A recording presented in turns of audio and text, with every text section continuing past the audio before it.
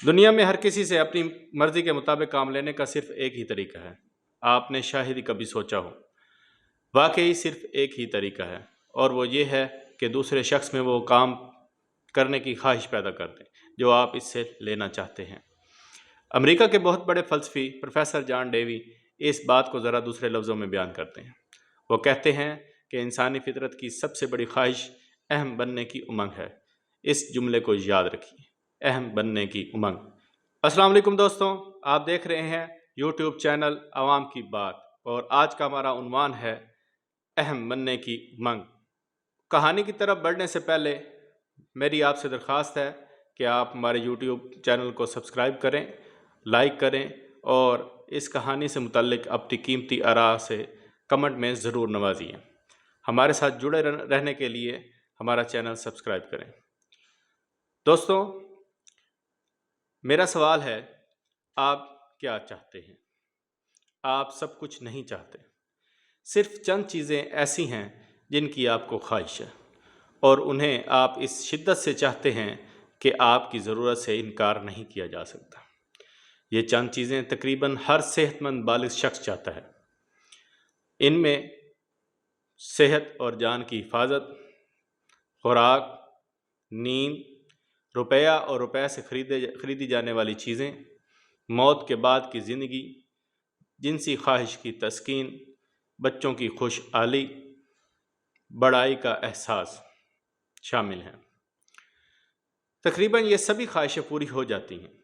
ان میں سے ایک خواہش ایسی ہے جو تقریباً اتنی ہی شدید اور لازمی ہے جتنی طعام یا نیند کی خواہش، لیکن اس کی تکمیل شاید ہی کبھی ہوتی ہو، اور وہ ہے جسے فرائڈ بڑا بننے کی امنگ کہتا ہے، اور ڈیوی اہم بننے کی امنگ۔ یہی بڑا بننے کی امنگ آپ کو نئے سے نئے فیشن کا لباس پہننے، جدید سے جدید ماڈل کی کار خریدنے، اور اپنے تیز فہم بچوں کی تعریفیں کرنے پر مجبور کرتی ہے۔ یہی آرزو بہت سے لڑکوں میں بدمعاش، قاتل اور ڈاکو بننے کا شوق پیدا کرتی ہے۔ ایک سابق پولیس کمشنر کہتے ہیں، آج کا ہر نوجوان مجرم خود پسندی کا مارا ہوتا ہے۔ گرفتاری کے بعد ان کی پہلی خواہش یہی ہوتی ہے کہ اخبارات کا مطالعہ ہو، وہ اخبارات جو انہیں ہیرو بنا کر پیش کرتے ہیں۔ جتنا عرصہ ان کی تصویریں یا ان کی بابت اخبارات میں دیگر قومی و بین الاقوامی شخصیات کے ساتھ چھپتی رہتی ہیں، اتنا عرصہ پھانسی یا سزا پانے والی گرم نشست کا خیال ان کے ذہنوں کے قریب نہیں پھٹکتا۔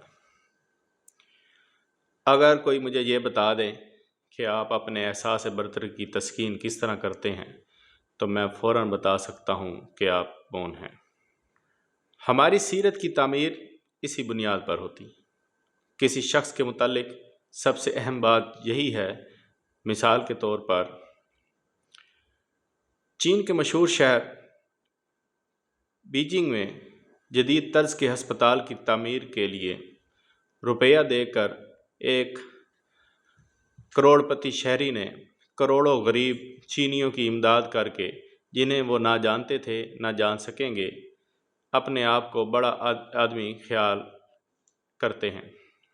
اس کے برعکس ایک چور لوٹ کر اور قاتل بن کر اپنے آپ کو بڑا محسوس کرتا ہے۔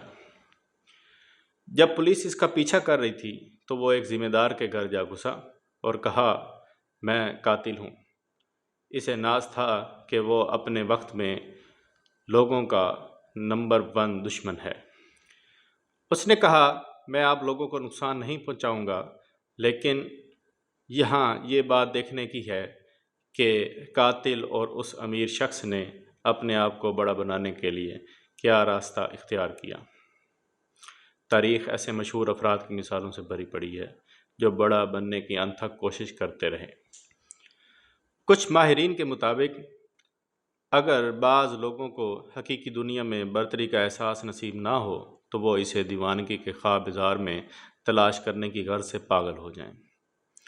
ایک تحقیق کے مطابق امریکی ہسپتالوں میں سب سے زیادہ تعداد ان مریضوں کی ہے جو دماغی بیماریوں میں مبتلا ہیں۔ اگر آپ کی عمر 15 سال سے زیادہ ہے اور آپ نیو یارک اسٹیٹ میں رہ رہے ہیں تو 5% اس بات کا امکان ہے کہ آپ اپنی زندگی کے 7 سال کسی دماغی ہسپتال میں گزاریں۔ لیکن دوستوں، اس دیوانگی کا سبب کیا ہے؟ کوئی بھی شخص اس پیچیدہ سوال کا جواب آسانی سے نہیں دے سکتا، لیکن ہمیں معلوم ہے کہ کئی ایک ایسی بیماریاں جو دماغی امراض یا پاگل پن کا موجب بنتی ہیں، لیکن آدھے سے زیادہ دماغی بیماریوں کی وجہ کیا ہو سکتی ہے؟ یہی سوچ اس کہانی کا دردناک پہلو ہے۔ باقی ماندہ آدھی دماغی مریضوں کی تعداد کے دماغ میں کوئی عضوی خرابی نہیں پائی جاتی۔ پوسٹ مارٹم کے دوران ان کے دماغ کی رگیں بڑی سے بڑی طاقتور خوردبین سے بھی دیکھی گئی ہیں، لیکن ان کے دماغ بظاہر بالکل اسی طرح صحیح و سالم نظر آئے جیسے کہ ہمارے اور آپ کے ہیں۔ یہاں سوال یہ اٹھتا ہے کہ پھر یہ لوگ پاگل کیوں ہو جاتے ہیں؟ میں نے حال ہی میں ایک پاگلوں کے ماہر ڈاکٹر جو دیوانگی کے علم میں ماہر بھی ہیں اور بڑے سے بڑا خطاب اور انعام بھی حاصل کر چکے ہیں، ان سے یہ سوال کیا تو انہوں نے مجھے صاف لفظوں میں بتا دیا کہ انہیں یہ علم نہیں ہے کہ لوگ کیوں کر پاگل ہو جاتے ہیں۔ ٹھیک طرح سے کوئی بھی نہیں جانتا، لیکن انہوں نے یہ بات ضرور بتائی کہ بہت سے پاگل ہونے والے لوگ دیوانگی میں احساس برتری کی تسکین حاصل کرتے ہیں کیونکہ اصلی زندگی میں وہ اپنے اس جذبے کو تسکین نہ کر سکے۔ انہوں نے کہا، میرے زیر علاج اس وقت ایک ایسی بھی مریضہ ہے جس کی شادی زبردست المیہ ثابت ہوئی۔ وہ محبت، جنسی تسکین، بچے اور سماجی عزت کی بھوکی تھی، لیکن زندگی نے اس کی تمام امیدوں پر پانی پھیر دیا۔ اس کا خاوند اس سے محبت نہ کر سکا اور اس نے اس کے ساتھ بیٹھ کر کھانے پینے سے بھی انکار کر دیا۔ وہ حکماً اپنا کھانا اوپر کی منزل میں منگوا کر کھانے لگا۔ اس کی کوئی اولاد نہ تھی، نہ کوئی سماجی مرتبہ تھا، لہٰذا وہ پاگل ہو گئی۔ اس نے اپنے تخیل میں اپنے خاوند کو طلاق دے دی اور اپنے آپ کو اسی نام سے پکارنے لگی جو نام اس کے والدین نے رکھا تھا۔ آج کل وہ یہ خیال کرتی ہے کہ وہ اعلیٰ خاندان میں بیاہی گئی ہے، اور ڈاکٹر نے مزید بتایا کہ جہاں تک بچوں کا تعلق ہے، اس کا خیال ہے کہ وہ ہر رات ایک نئے بچے کو جنم دیتی ہے۔ میں جب بھی اسے دیکھنے جاتا ہوں، وہ کہتی ہے، ڈاکٹر کل رات میں نے ایک بچہ جنا۔ زندگی نے ایک مرتبہ اس کے خوابوں کے جہاز کو حقیقت کی چٹان سے ٹکرا کر پاش پاش کر دیا، لیکن دیوانگی کے روشن اور عجیب و غریب جزیروں میں اس کے تمام جہاز لہلہاتے بادبانوں اور مستولوں سے ٹکرانے والی تند ہواؤں کے نغموں سمیت بندرگاہوں میں دوڑتے پھرتے ہیں۔ کتنا المناک واقعہ ہے! اس سے بڑا المیہ میرے علم میں نہیں۔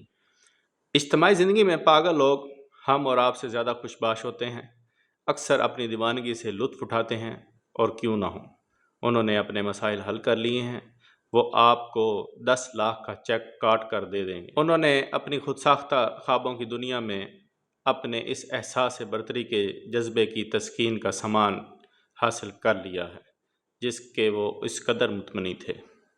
ایک اسکاٹ لینڈ کے بڑے فلاسفر، مصنف اور محقق اینڈریو کارنیگی کی مثال کامیابی کا سب سے بڑا سبب بھی ہم اس کہانی میں ڈسکس کریں گے۔ دوستو، کارنیگی اپنے ساتھیوں کی تعریف ان کے سامنے بھی اور ان کی غیر حاضری میں بھی کیا کرتا تھا، یہاں تک کہ کارنیگی نے اپنے مزار پر بھی اپنے ساتھیوں کی تعریف لکھوائی۔ اس نے اپنے لیے جیتے جی یہ کتبہ لکھا، یہاں وہ آدمی آرام کر رہا ہے جو اپنے سے قابل لوگوں کو اپنے گرد جمع رکھنے کا راز جانتا تھا۔ سچی تعریف ہی ایسا راز ہے جس کی بدولت سامعین یہ خیال کرتے ہوں گے کہ یہ سب دقیانوسی بکواس ہے، خوشامد، چاپلوسی اور جھوٹ ہے۔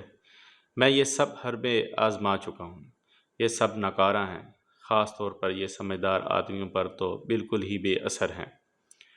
خوشامد سے سمجھدار لوگ واقعی متاثر نہیں ہوتے، کیونکہ خوشامد اکثر خود غرضانہ، بے خلوص اور سپاٹ ہوتی ہے۔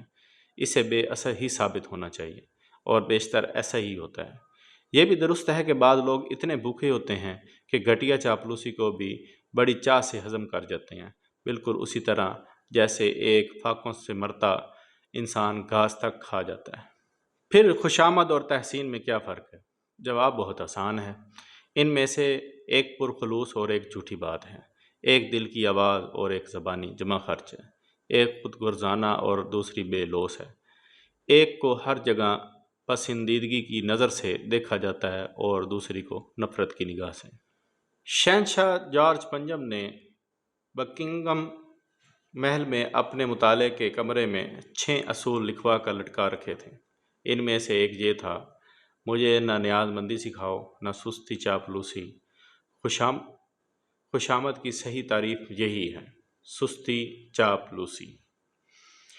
میں نے ایک مرتبہ کہیں خوشامد کی تعریف پڑھی تھی جسے یہاں دہرایا جانا چاہیے، اور وہ یہ ہے کہ خوشامد کے معنی ہیں دوسرے آدمی کو ٹھیک ٹھیک بتانا کہ آپ خود اس کے متعلق کیا سوچتے ہیں۔ جب ہم کسی مسئلے پر غور نہیں کر رہے ہوتے تو بسا اوقات ہم اپنے وقت کا 95% حصہ اپنے متعلق سوچ بچار میں صرف کرتے ہیں۔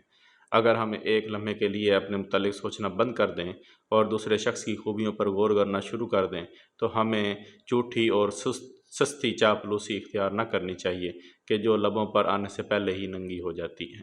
ایک مشہور فلسفی ایمرسن کا قول ہے کہ جو آدمی بھی مجھے ملتا ہے وہ کسی نہ کسی طرح مجھ سے بہتر ہوتا ہے۔ جب میں اس شخص کی بہتری اور عظمت پر اظہار مسرت کرتا ہوں تو وہ شخص میرا دوست بن جاتا ہے۔ بس اتنا کافی ہے کہ لوگوں کی خوبیوں پر جی بھر کے داد دیجیے اور جی کھول کر تعریف کیجیے۔ لوگ آپ کے الفاظ کو پسند کریں گے۔ ایک بے بہا خزانے کی طرح انہیں دل میں محفوظ رکھیں اور زندگی بھر ان کو دہراتے رہیں گے۔ وہ آپ کو بھول سکتے ہیں لیکن وہ آپ کے ان لفظوں کو سال ہا سال تک دہراتے رہیں گے۔